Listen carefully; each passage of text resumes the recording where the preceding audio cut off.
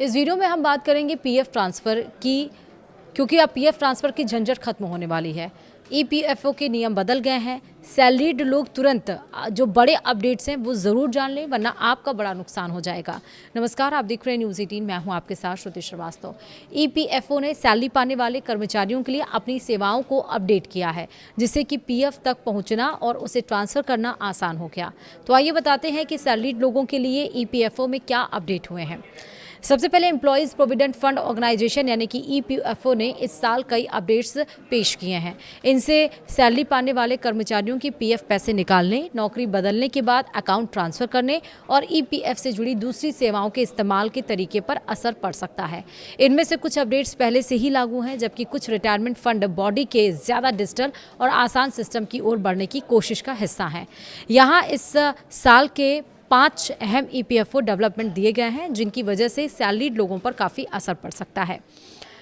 Retirement body के एक senior अधिकारी ने पहले बताया था कि ईपीएफओ अपनी ऑटो सेटलमेंट प्रोसेस को फाइनल पीएफ विड्रॉल क्लेम तक बढ़ाने की योजना बना रही है। ईपीएफओ के central provident fund commissioner Ramesh Krishnamurthy ने मई में एक इंडस्ट्री इवेंट में कहा कि हम अभी जहां तक मुमकिन हो ऑटो सेटलमेंट शुरू करने जा रहे हैं, जो पहले सिर्फ एडवांस के लिए अवेलेबल था, यानी कि उपलब्ध था।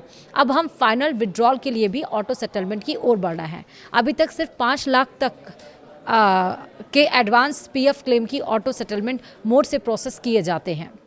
हालांकि रिटायरमेंट फंड बॉडी अब इसी सिस्टम को फाइनल विड्रॉल के लिए भी लागू करने पर विचार कर रही है, ताकि मेंबर्स के लिए प्रोसेस तेज और परेशानी मुक्त हो सके। वहीं यूएन एक्टिवेशन उमंग ऐप पर शिफ्ट हुआ है, यानी कि नए या मौजूदा ईपीएफओ मेंबर अब यूनिफाइड मेंबर पोर्टल के जरिए अपना यूनिवर्सल अकाउंट नंबर यानी कि यूएएन एक्टिवेट या जनरेट नहीं कर पाएंगे, क्योंकि दोनों सेवाएं आधार बेस्ड फेस ऑथेंटिकेशन की ज़रूरत के साथ उमंग ऐप पर शिफ्ट कर दी गई हैं। यह बदलाव एक बड़े डाटाबेस कंसोलिडेशन और सॉफ्टवेयर अपग्रेड के बाद किया गया है। ईपीएफओ के मुताबिक इसका मकसद अपनी ऑनलाइन सेवाओं को तेज़ और ज़्यादा भरोसेमंद बनाना है।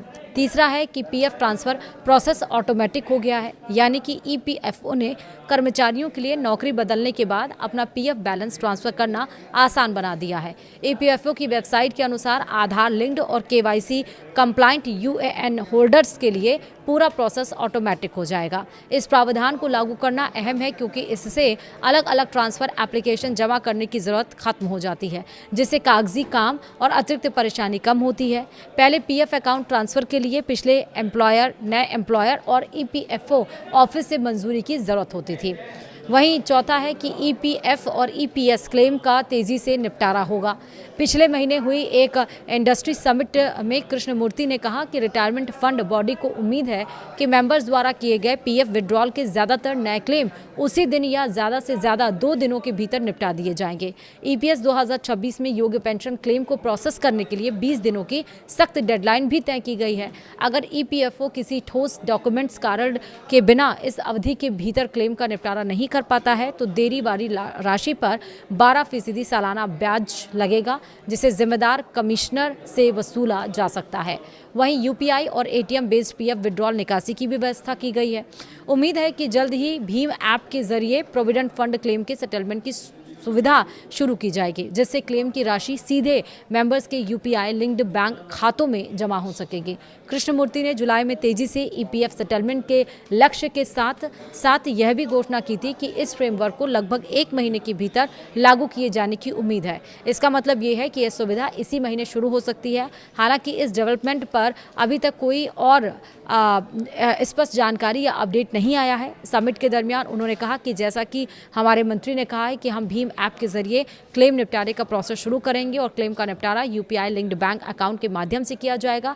इसलिए यह फ्रेमवर्क भी शायद ज़्यादा से ज़्यादा 1 महीने में लागू हो जाएगा, यानी कि अब आप यूपीआई और डिजिटल पेमेंट के ज़रिए भी अब आप अपना पीएफ का पैसा निकाल सकते हैं। आपको बैंक जाने की ज़रूरत नहीं पड़ेगी। तो ये वीडियो ज़्यादा से ज़्यादा लोगों के साथ शेयर करें जिसका पीएफ का पैसा कटता है।